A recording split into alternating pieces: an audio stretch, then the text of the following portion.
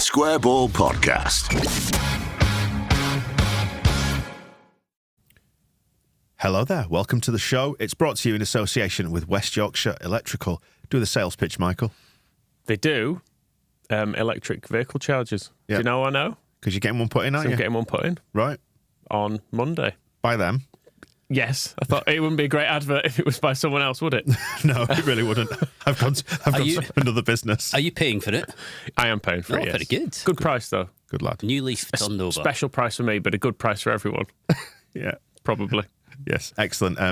Battery storage, electrical vehicle charging, specialise in renewable technologies to West Yorkshire Electrical, but do all the usual regular stuff as well. School contracts, CCTV for home and business, LED lighting design and installation, no less. I might have that next week. Right, yeah. You're going for the full range of services because there are a wide range of services. I just asked for one of each, I think. Yeah. One a week for the rest of the year is what I'm going to have put in. Yes, fully accredited, of course, West Yorkshire Electrical. If it's got wires in it, they will work with it and they cover the whole of Yorkshire and beyond. wyelectrical.co.uk for details. Search West Yorkshire Electrical on your socials. Finance available for work on your home and business as well. And Intuit then. And we are recording Thursday morning. This will come out Friday, Phil. So we'll all be looking forward to Huddersfield by the time this comes out. But we are in here fresh from the experience of Stoke. Should we just talk about Huddersfield? Not a bad idea. There was a point last night where I was thinking, get some players on off the bench, just win this, and then we can pretend that the game never happened, which would have been Grind it good. out. Grind it out. There were points last night where I was sitting thinking, this just isn't a very good game, is it? It's not great all round, not great on either side. It was so there to be won. And Leeds got so much wrong last night. It was strange, really. I think I would put that down as worst defeat of the season. In as much as I don't think they really played at any point. I don't think they really got going. It was better when there were changes in the second half, but the starting lineup didn't seem right or didn't seem to work. The penalty was the penalty, and I imagine that's going to take up a good 20 minutes of this podcast. And the goal was the goal, which was a little bit like the goal at Norwich, was nobody covering themselves in glory, which I think was pretty much the story of the night. Yes. Fine margins, a game of fine margins. It's the classic snatching. No, it was a good 2 foot over. I could say it was a classic snatching defeat from the jaws of victory performance, wasn't it, in the end? Even though it was a grind. If you take the performance out of it, we came close, didn't we? That was the thing. That was the point we landed on the match ball. Actually, despite everything, we came close to taking the points there. I found myself writing that if you don't knock Leeds out when you have the chance, and this was true in Norwich at the weekend, then the chances are that they will chin you at some point. And that's how it felt like it was going to go last night when the penalty was given away.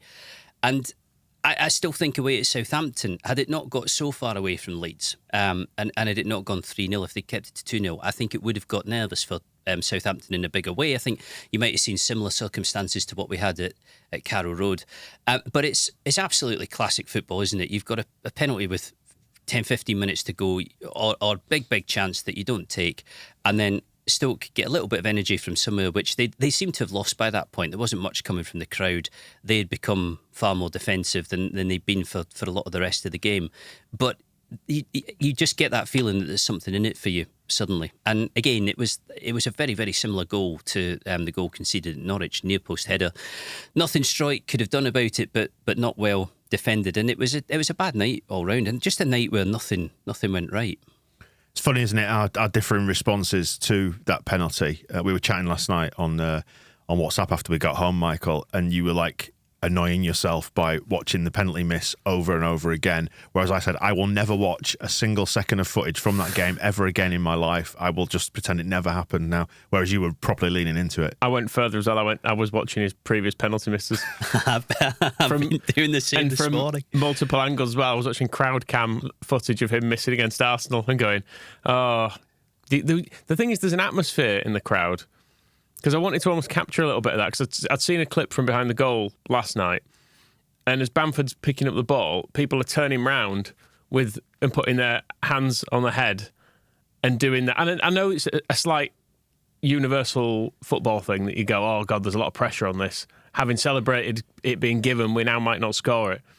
But it's more than that, because he doesn't score penalties very often. And there's almost an inevitability about him missing it, as there was against Newcastle in that game, because I think the things Bamford does well, he does. You can hear the drilling's just commenced. That's them building our panic room downstairs, by the way. Long overdue. Yeah. It should have been done about 20 years ago.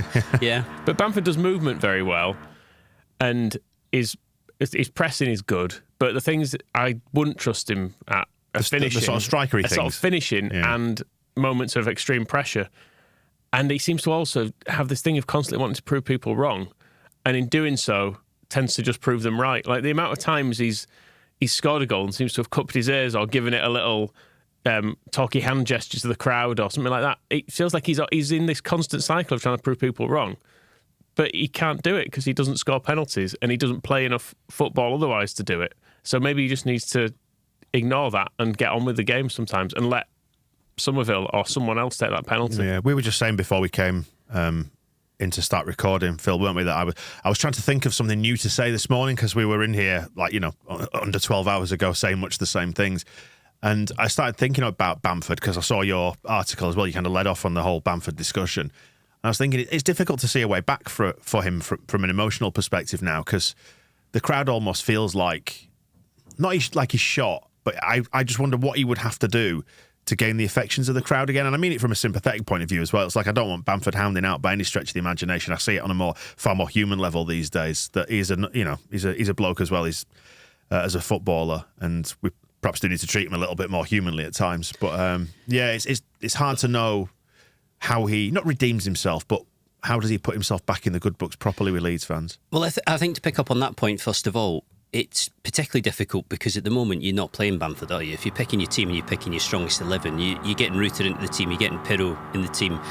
There's a chance that Bamford won't start many games this season. There's a chance that he won't get a huge number of minutes and therefore won't score too many goals. So when it comes to redemption or redeeming something like that last night, it becomes more difficult because I think it's safe to assume that at the weekend against Huddersfield it will be the Ruta and Pirro combination again. Michael basically got this in one, I think, and there is a lot to pick apart with this. It's funny you saying that you were watching back previous penalties, because I did the same this morning before I came in. And I was looking at the variation between the last three that he's missed. So against Arsenal, you had the really low hit with a fair amount of power past the post. And then against Newcastle, it was a kind of softer penalty in mid-height, that thing they always say with goalkeepers, good height to save, and Nick Pope did. And then last night, it was proper foot through the ball, going high, trying to rattle it into the top corner or roof of the net. And there doesn't seem to be any real strategy with this. There doesn't seem to be any clear thought process of what he's going to do or how it's going to be done. My feeling last night, and I've seen this before, was that the confidence that's shown in grabbing the ball and insisting that he's going to take the penalty doesn't seem to be in any way matched by the confidence of the finishing, which becomes a problem. And when you look at the finishes that he's missed, you do start to... It looks a bit like hit and hope, which, to be quite honest, is how it feels as well. A few people said to me last night, particularly on Twitter, I knew he was going to miss when he went for the ball.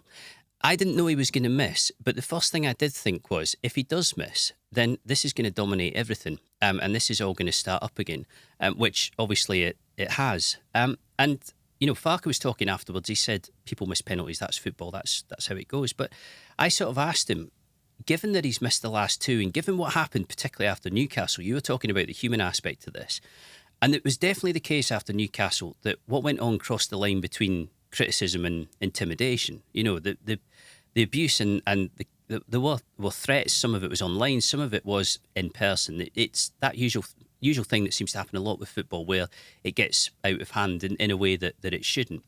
But because of that, it meant that in any circumstances like that, like last night, there's massive pressure on him, but also massive scrutiny. And Michael talking about the atmosphere in the crowd, that's what happens, because people do start to get it into their head that there's a likelihood he'll miss. I mean, his record at Leeds is 10 penalties taken, 5 missed. That is really average, a really average finishing rate. And on that basis alone, you would think, well, you would probably be looking towards somebody else to take them. And there are plenty of other players at Leeds who can take them. I mean, clearly, from what Farke said last night, Pirro is designated for penalties, and Pirro was off the pitch because the substitutions had been made by that point, so that complicated things. But you did have Somerville saying to Struijk, I want to take this. Can I have the ball? To which nothing happened. You know. So can I just check? Was Strike the captain at that point? Yeah, Right. or at least do you know what? I haven't actually looked back to see if he still had the armband, but I assume he would have been. Yeah, I don't think that would have changed. Right, because there's an interesting dynamic there, isn't there? Is Strike, as a younger man, going to pull rank on Bamford, who's been there longer and has more seniority? Is, I think, a very fair question. Yeah, and in those circumstances as well, heat of the moment where you have to decide instantly, what do you do? Perhaps a more experienced captain is able to think clearly that, but perhaps Strike genuinely thought Bamford would finish, but it does take a fair pair of kahunas to say, you know, I'm going to intervene here and say to Bamford, you're not having this, I'm giving it to this, 21-year-old winger who, full of confidence. I think you could probably say that there's a cocky edge to Somerville, which would give you, I think, a fair amount of confidence that he's going to score with it. And given the way he played at Norwich at the weekend, it might have been the sensible move. So Pirro should have been the designated taker, wasn't on the pitch, and in those circumstances there didn't seem to be a clear direction of what was going to happen next.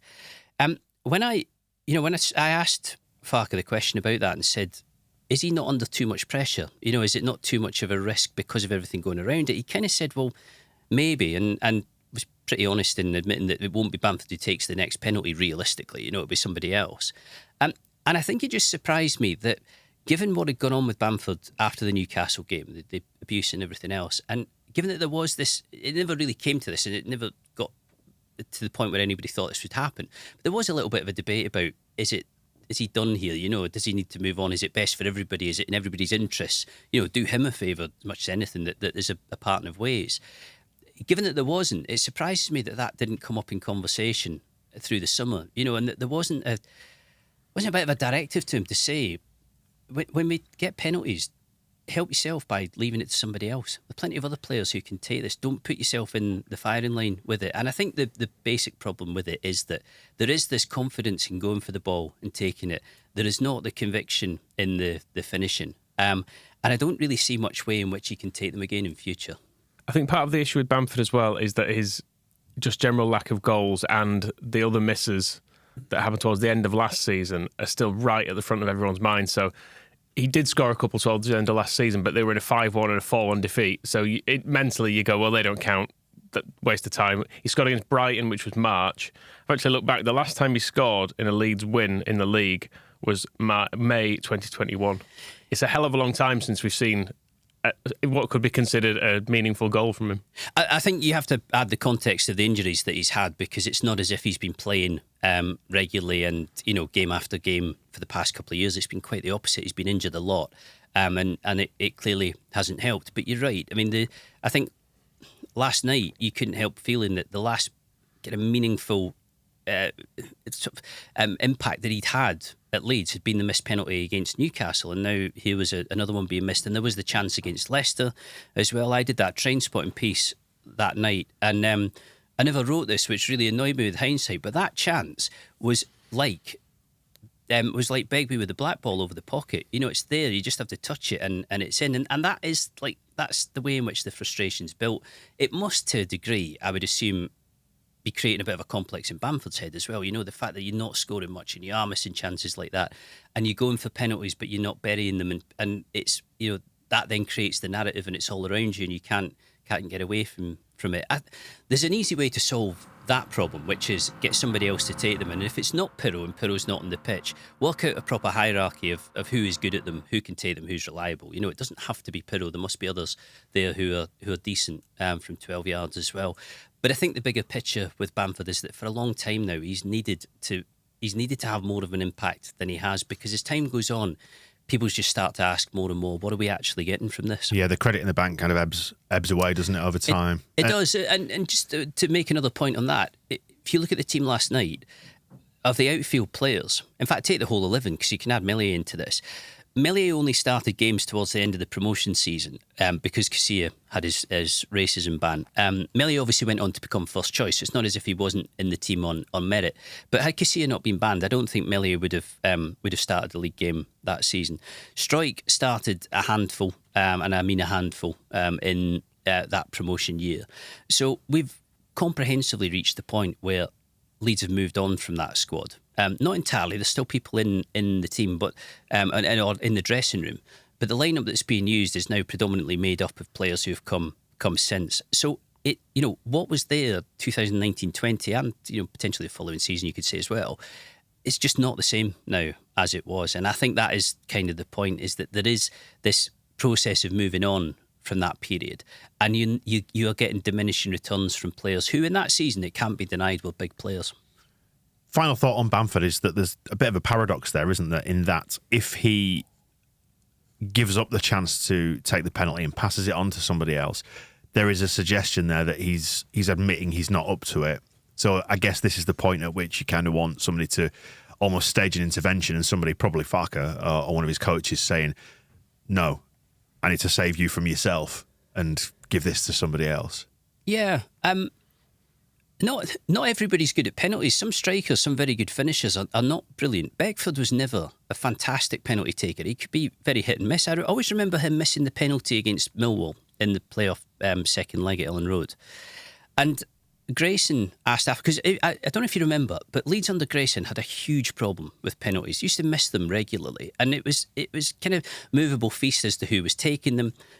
In the end, it ended up being Bradley Johnson, who they considered to be the best, but there would be circumstances in which, again, Johnson was either injured, not playing, or taken off the pitch. Which I should say, by the way, I remember Bradley Johnson's shooting in general. Well, yeah. Which wasn't necessarily the most accurate, is what I would say is that roof of the South Stand took a pepper in. Yeah, but then to counter that, I think the goal against Arsenal is probably the sweetest left foot hit you've ever seen. And the most perfectly placed finish right into top corner. Yeah, potentially. But I remember Grayson saying afterwards, this week, Beckford has been practising penalties all week. Every single one is stuck in the top corner without fail.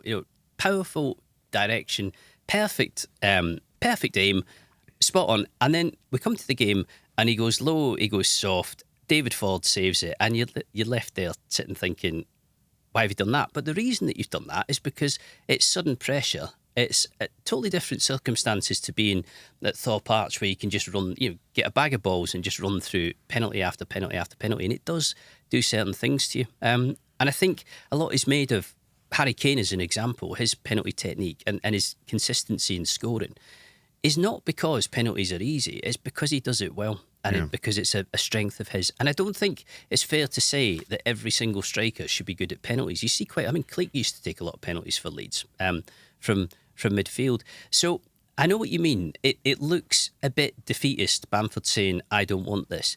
But surely there does come a point at which, for the greater good, you kind of see the woods for the trees. Just on penalties more broadly, we do have a bad record with them, don't we? I'm not wrong on this. I feel like Bamford's missed a few. Pablo definitely missed a couple. And on the other side of it, I don't remember us ever saving any. I'm pretty sure Meslier and Casilla have never saved a penalty in a game. Meslier has saved one. I believe it was against West Ham, but West Ham scored on the rebound. Oh, okay. I was looking back at that because I've always had it in my head that Meslier has never... I don't know if it's fair to say never been good at saving penalties, because it depends on how good the penalties themselves are. But has never had Saves a record. Loads in training, apparently. Well, very, very possibly. But has never had a record of saving lots of them. In comparison to other clubs, I don't think Leeds' record would jump out as being outstanding, put it that way. But you know the way in which supporters always think that their injury record is worse than everybody else's, and their transfers always take longer to do than everybody else's, and are always more messy than everybody else's. It might well be the same with penalties, but I don't think you're far wrong. I think you've got a bit of a recency bias here, because I'm on the fantastic lufcdata.com, and that website has a page for penalties, and the last three have been missed. So I'm working backwards here. Have been missed, saved. Prior to that, Rodrigo scored against Bournemouth. Rodrigo Rafinha had decent runs. Yeah, I was going to say, but the misses are all Patrick Bamford as well. So yeah, we've missed not scored 4 out of the last 5, which is possibly colouring your view. But we scored 1, 2, 3, 4, 5, 6, 7, 8, 9, 10, 11 on the bounce prior to that. When did Pablo miss them? There were definitely some costly championship misses from I remember him Pablo. missing against Reading. So he missed against Wigan at home. Oh, God. In 18-19, that was saved. That one, yeah. And then prior to that, Bamford missed against Millwall at home. That was saved. Pablo... We did win that game, though. Saved against Reading. Yeah, there have been a couple. But prior to that, again, Chris Wood scored a load. So, it's been probably about average, I guess. I don't know what the overall headline figure is. We also had a massive period without getting one, didn't we? I'm sure we went 60 games or something without getting a penalty. It was absolutely ridiculous, that length of time. It might actually, was it possibly the Pablo Redding one that broke that run? I can't remember exactly now. But yeah, I mean, you'd have to spend many, many weeks cutting through every single club's data to see if Leeds are worse than anybody else. I'm with you. I don't think of Leeds as being outstanding when it comes to penalties. But if Pirro had been on the pitch last night, he takes it. He probably scores. And you don't have this debate. But as I say, that was my first reaction when Bamford took the ball was, if he misses this, it will all just begin again. And apologies for the noise, which you must be picking this up in the recording as well. It's fully shaking our feet. It is. It is. Yeah. It's right underneath Like us. we said, that panic room won't build itself, will it? Yeah. XG on penalties, we should say, it's about 0.76, isn't it? So you should be scoring 3 out of every 4. So if it's a 50% hit rate, it's not up to snuff, great. is it? Objectively, though, that was not the only thing going on last night. I mean, it was massively decisive, and it did make a huge difference. Rotation, Phil, let's talk about that, actually. Yeah, because we said the one to watch when we did Monday's show was about the rotation, and would it work, you said, and what's your answer to that? Did it work? No, I don't think it did, no. I mean, demonstrably on the basis of the result, but also in the way that Leeds played. The reasons, I didn't expect Farke to change. I think not necessarily as much as he did. I think I didn't expect him to change in the positions that he did necessarily. Although he was saying afterwards that an injury that Somerville picked up a while back is still bothering him, so he can't do 3 games a week and is needing painkillers to get through them. And he also said he was a bit concerned about the amount of football Kamara had in the international break, so he brought Gruev in. Archie Gray.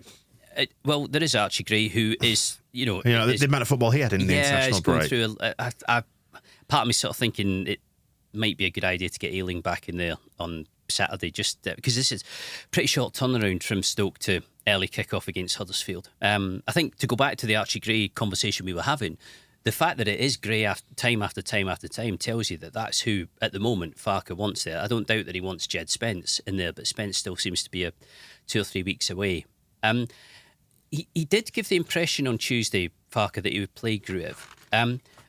It seemed to me that the game at Stoke was a lesson for Gruev, that if you think you're going to get an extra yard of space to use in the Championship, or if you think you're going to get a couple of extra seconds to work with, then you're absolutely not. And that's irrespective of the quality, because last night's game was low on quality.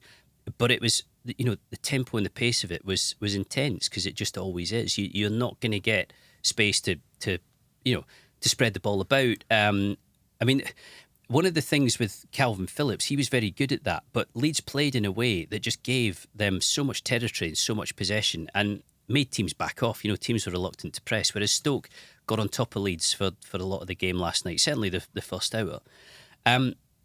Anthony, in the first half, the ball just seemed to be getting away from him constantly. It was very weird, like watching it. It just didn't seem to be any touch there. And he did kind of find himself early in the second half in a way that almost made a difference in a tiny little spell of the game. But you felt like when the substitutions came, you can see it in his body language. He was kicking his heels, wasn't he? It was starting to annoy himself. I think that it just wasn't quite happening.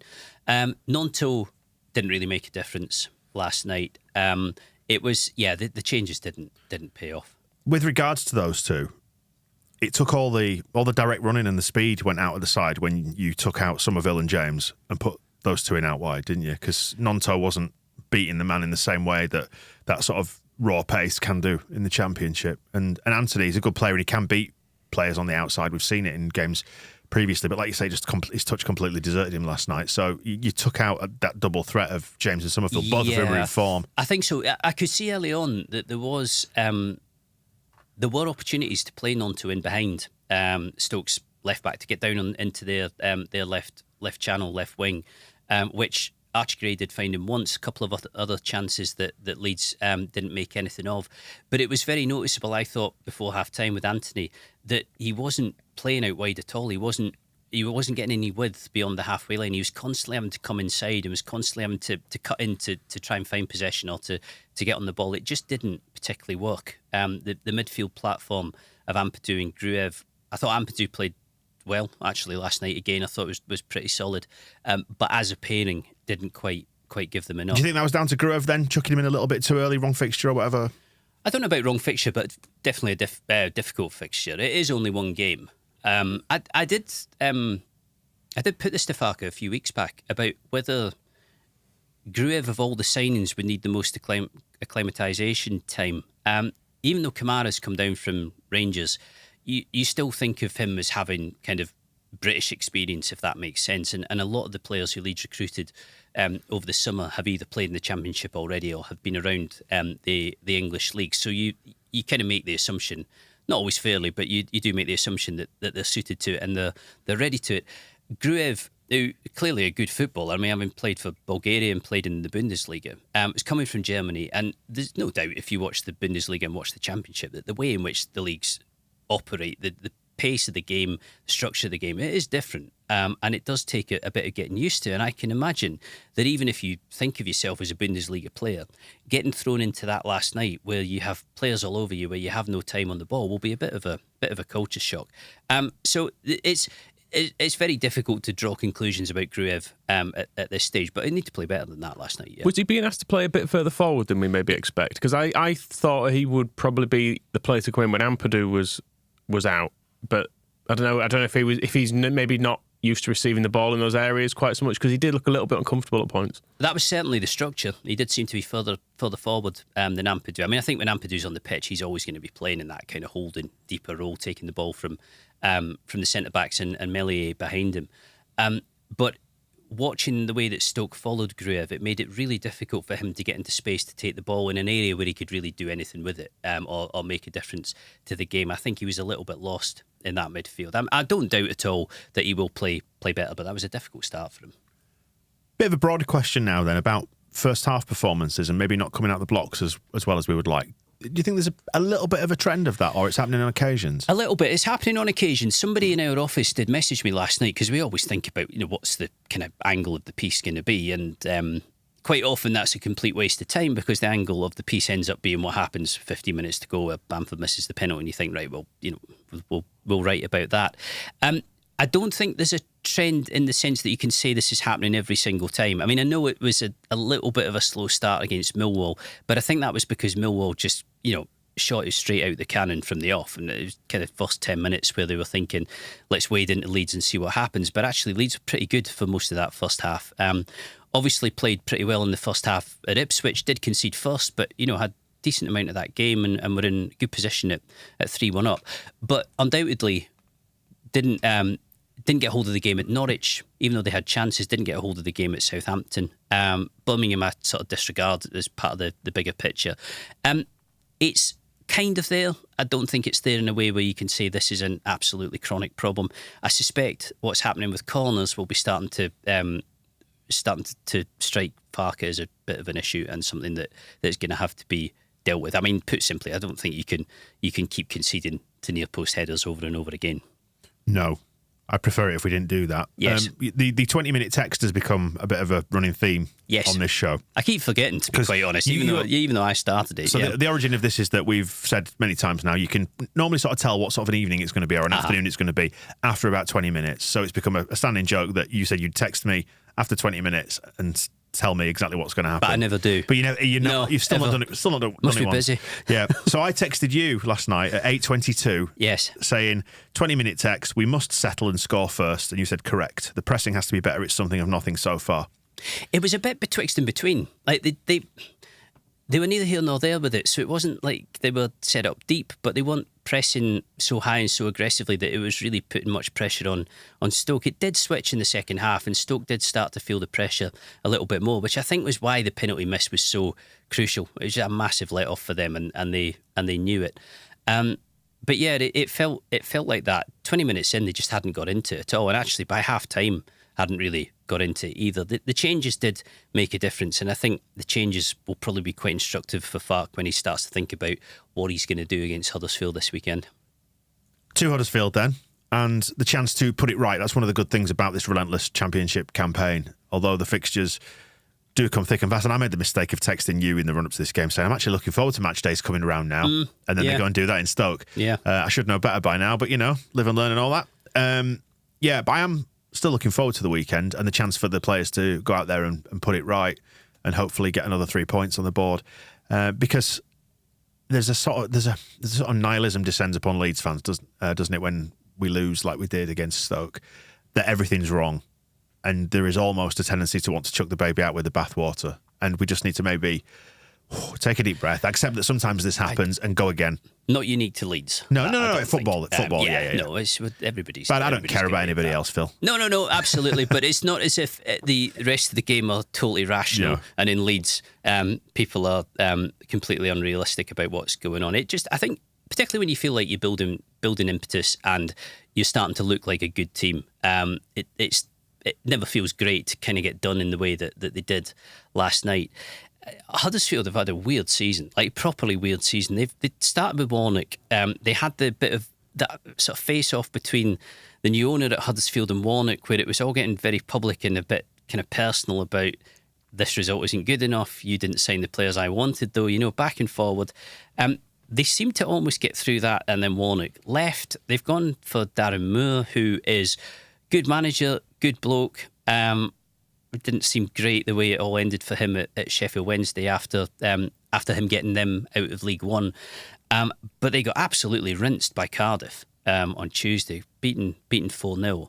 And I think the points tally isn't bad, actually, considering that it feels like it's been difficult for them so far. But I think they're in safer waters at the moment by virtue of the fact that the teams in the bottom three are making pretty heavy weather of it. Yeah, actually, just looking at their fixtures, they'd only lost prior to the midweek fixture. They'd only lost one since the start of September. They'd actually done relatively all right. It was 3 out of the opening 4 that put them into trouble when Warnock was still there. It's a lot of draws for them as well. Yeah. And you said it before that to make progress in the table, that's not really what you want. You're almost as well losing a game, winning a game, losing a game, winning a game, which is actually what Stoke have done. Their results have not been brilliant, but they've won a lot of fixtures, or they've won enough fixtures, so they're a good way clear. No argument over tickets either. We've got some reciprocal pricing for this one, just about. Which is obviously no bad thing. I don't know if people know the background to that, but there was obviously the flare-up a couple of weeks ago where Huddersfield were saying we asked for reciprocal pricing, Leeds wouldn't do it. Do we want to call him their loudmouth owner, Michael? We can do, yeah. Do you want to? That's one of the more polite I'll things. leave that to you. It's your show. It's your show. It's your legal costs. Yeah. What could be perceived as a loudmouth owner? Well, this season, the away tickets are £45 for Category B games at Elland Road, £47 for Category A. And the reason for that is that they are also priced at that for adults. These are adult prices for adults in the West Stand as a whole. And the EFL kind of dictate that you're not allowed to have variation in one area of the ground. You can't have somebody in the West Stand paying £47, somebody else paying £20. The exception for that is away tickets if the two clubs agree to reciprocal pricing, whereby one team pays one price at the away ground, the other team pays exactly the same price at the other ground. Nice and simple. Leeds have done it with most clubs at the moment. Not everybody. Sheffield Wednesday didn't take that deal. QPR didn't take that deal. Must be honest, I don't know why in those circumstances. But with Huddersfield, there was obviously the kind of online chuntering on that particular Friday about the fact that it was going to be £47 for Huddersfield. Huddersfield charged £25 for their adult tickets, a flat fee. They don't have any categories over there. So what happened was that Huddersfield came to Leeds and said, well, why don't you just charge £25 and we'll charge £25 and then we've got reciprocal pricing. To which Leeds said, no, because there's no cost to you in that. You continue to charge full price, we reduce ours. So we're taking the hit. That's why not. So it went on over the weekend, and then at the start of the following week, everybody realised this doesn't make a lot of sense. So in the end, it was agreed that it'll be £20 for away adults at Elland Road. It'll be £20 for away adults at still the John Smiths, the Gal Farm, the McAlpine, that place. And there was peace, and some common sense. Yeah, imagine that. Unheard of, yeah. But what I'm glad is that everybody got into tweeting before the full story was known and put spin on it that suited their agenda. Yeah, game on. Yeah. Anyway, who cares? Hopefully we beat them. We need to now, don't we, off the back of that? And this is another one of those little tests. It's like after the Southampton game, what do we do to respond to a fairly underwhelming performance? And the fact that, and it's worth reiterating, mention it on the match ball, we've still have not won in a non-white kit since Brentford. this is going to be an athletic piece at some point, isn't it? I can hear you cooking it up already. Yeah, The cogs are thinking, turning. I just got to pick the point at which it actually looks like a thing, as opposed to. I'll need to go back and have a look at how many games they've played in away kits and who it's been against and everything else. I'm interested to know how much you two are thinking about Leicester and Ipswich, who are not, are not throwing it in at the moment at all. Ipswich got a really good win at Bristol City last night. Leicester are just being Leicester as they've been pretty much from the start.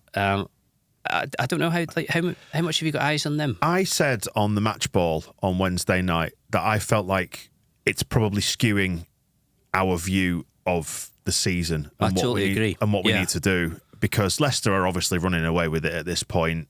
Ipswich just about hanging onto their coattails, and then we obviously lose in the same week that Leicester win, so it broadens that gap some more. I said on the match ball, we probably don't need to panic at this point. We just need to run our own race and keep getting the points on the board and see where it takes us. I suspect that's probably how they're viewing it internally, I would imagine. Yeah, because I think so. You've got to. You can only control the controllables, and that's what we do, isn't it? We look after our own games and try and get the results in those. And if it takes us where we need to be, it takes us where we need to be. Were you looking at the Brian's Gun Twitter account? No. He did a controllables video this morning. So there you go. You've just done tremendous. it. I mean, my hope for Ipswich is that they. I just speak in football cliches. That's all it is. Their manager pinched at some point this season. That was my thought last night. I thought maybe Bournemouth might fancy Every time him. there's a sacking in the Premier League, Yeah. go on, just down Like, the road to Suffolk. Maybe yeah. Palace get halfway through the season and think, we need to get rid of Roy again. Yeah. Need a younger man in, and the game. I mean, I do think Ipswich have just had such momentum, haven't they, coming into it? If they do hit a couple of injuries and then maybe a run of 2 or 3 games where they don't win, I can see that it might go off the rails for them a bit. I was going to say, of the two of them, you'd expect maybe Ipswich to be the one to have the wobble at some point, wouldn't you? But I think Leicester, I think, have got enough quality in there, and they should probably have not gone down in the first place, should they? So, I mean, they're 14 points clear of third. That's a massive gap, like absolutely huge, even at this point. I think McKenna, you don't often see managers jumping from the Championship to the Premier League. I've never quite been sure why that is. It seems in the Premier League, they seem to be averse to the idea that good coaches in the Championship are worth having a punt on. And I don't know, maybe they're right, but I have a feeling McKenna might be one who, if he doesn't go up with Ipswich, kind of bucks the trend there. I think there's probably quite a lot of appeal. For Leeds, 22 points from 13 games, I think is good considering what was going on in the first month of the season. It's decent. It's not so far away from 2 points a game. It's not as if what's going on with Leicester never ever happens. I mean, it is like record-breaking territory, but Burnley were very good last season as well, and we're kind of on the way to the title from a really early stage. So you can find in the Championship that a team does get away from everybody else. But I think Leeds will probably feel they've been slightly unlucky in that they've hit this season. They've managed to, got beat last night, but have managed to get some rhythm and get it together. And there are just two sides at the top of the table who are like ludicrously consistent at the moment. And Leicester, 7 concessions in 13 games is bonkers, really. Where I am starting to get a bit concerned about how well they're doing is seeing how well we're playing in certain aspects this year. I'm thinking if we don't go up, then do we get to go again next year with Somerville and with Ruter, or do they leave? And then are we into drafting in a few new players there? And we saw last night, I thought, when Anthony and Nonto came in, we didn't look as good, did we? No. So if the second season down here, if it happens, and I know we're almost discounting the possibility of going up in the playoffs there, but there is apparently a third spot available for a team that finishes finishes in there. You know, when we were talking about Bamford earlier, and I started to just join all the different pieces together, I thought, it's the playoff final. Leeds have been awarded a penalty, and up steps Patrick Bamford. Yeah. That's probably the only way he could redeem himself, I guess. When it comes to players leaving, I would suggest that we panic about that in April or May rather than. I'm kind of if there's one lesson I think I've learned from the last few years of supporting Leeds and how I've responded to it emotionally is I just want to concentrate on the here and now and worry about the future in the future. You know, like you say, as we get towards the back end of the season, if we do look like not being in the automatics, then we worry about that afterwards. And even then, if we're in the playoff places, let's worry about that. That'll be a bigger concern for me than who leaves in the summer. Because we've always spent a lot of time looking 2 or 3 steps ahead, haven't we? So let's just concentrate on this step. I look further ahead if it's something to worry about. Yeah, I know you do. It's what I tend to do. Something good, I'll tend to not look forward, but something to just deal with that when it comes. Yeah. Yeah, we just got to keep plugging away, I think, this season, and keep your nerve in this division more than any. That's that's basically what it comes down to, is just keep the games going, keep the games ticking over.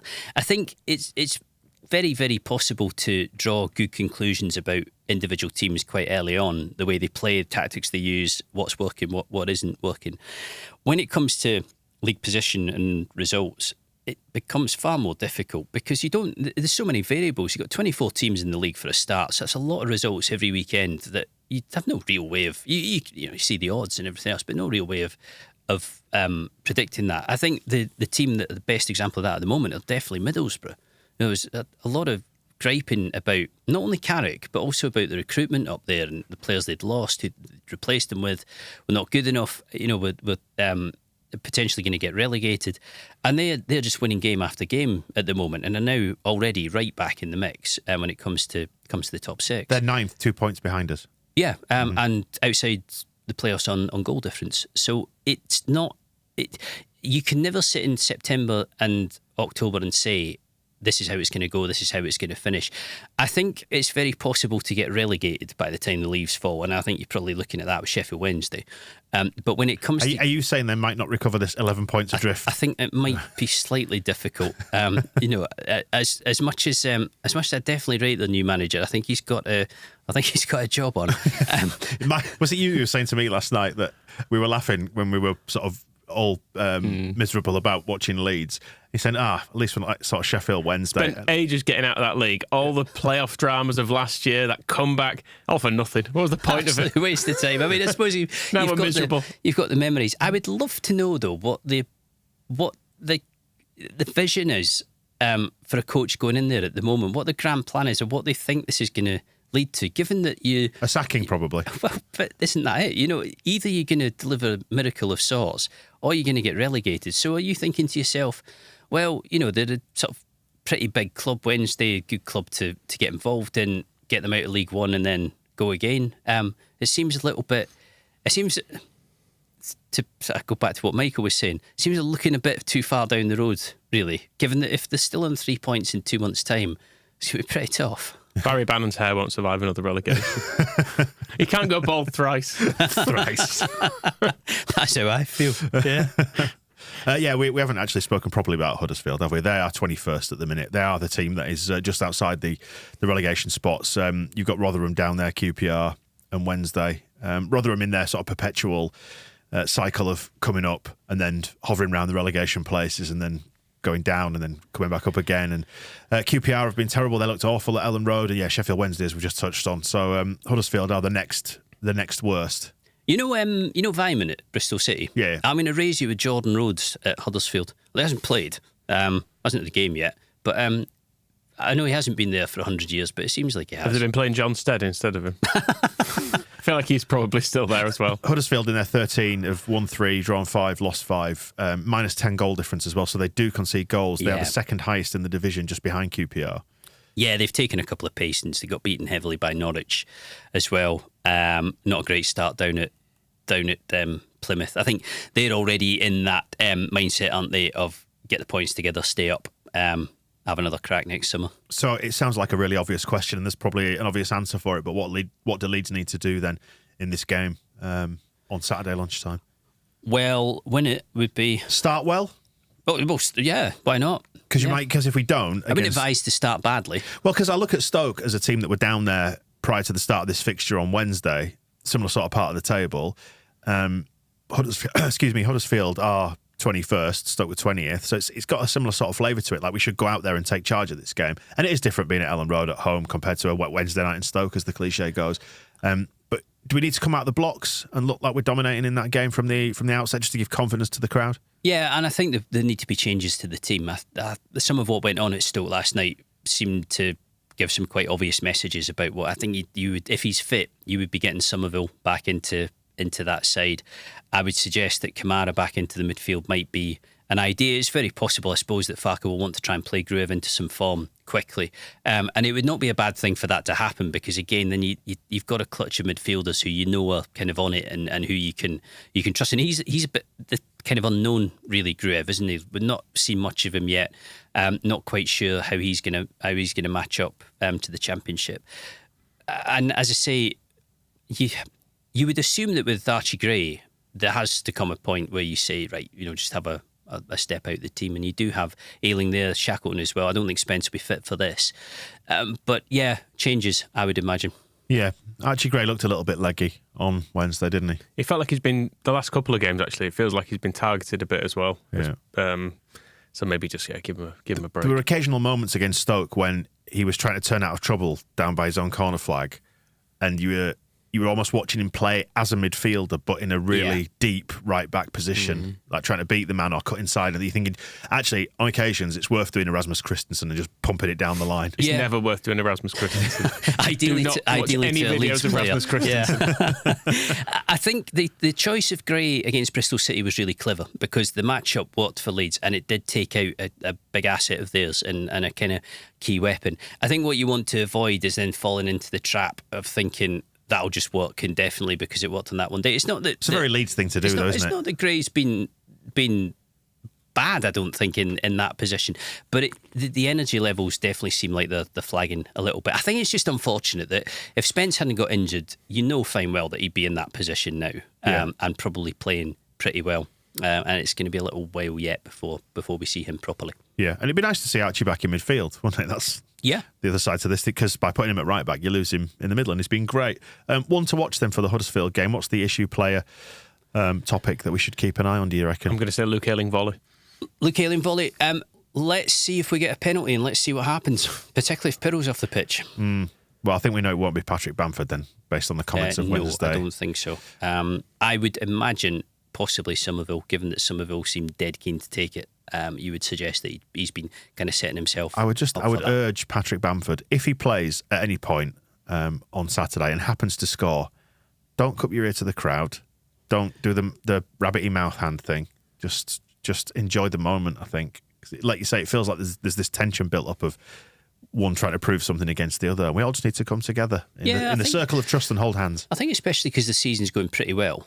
I know people don't like to hear that after a game like last night, but as the whole picture, the direction of travel is better. I think the direction of travel is decent. So it's not as if it's like last season where it just feels like kill everybody. It's not like that, and it would be really unfortunate. I don't think Farke would want this at all. Managers just don't. But it'd be really unfortunate if you had a point of conflict, and a problematic point of conflict in a season that to this point has kind of taken pretty good shape. I don't think it helps anybody. I don't think it needs to be like that. I think it would do everybody a favour to, look at what's in front of them and say, listen, when penalties come, it's somebody else. I mean, I'd say, yes, the misses, the circumstances in which they keep happening with the pressure on him is a problem, but actually his overall record with penalties isn't good enough. Yeah. Home win? Go on, Michael. Yeah, it should be. It should be, but like last night should have been an away win, shouldn't it? Based on form and stuff. But we see that sometimes this just goes out the window. I'll say that as well, should be. Absolute pair of cowards. Home win! We'll see how it all went, and we'll get back together on Monday and have a chat, you and I, Phil, and look forward to us climbing the table. Well, I can't climb the table, can we? Because we're miles adrift of Ipswich, but start to close the gap. Or cling on at least. Yeah, cling on by the fingernails. Well, maybe that's all it takes just for now. Until that gap starts to shorten. We play them later in the season, get another 3 points, beat Leicester twice, all that good stuff that's to come. Right, we'll catch up with you after the weekend. The Square Ball Podcast.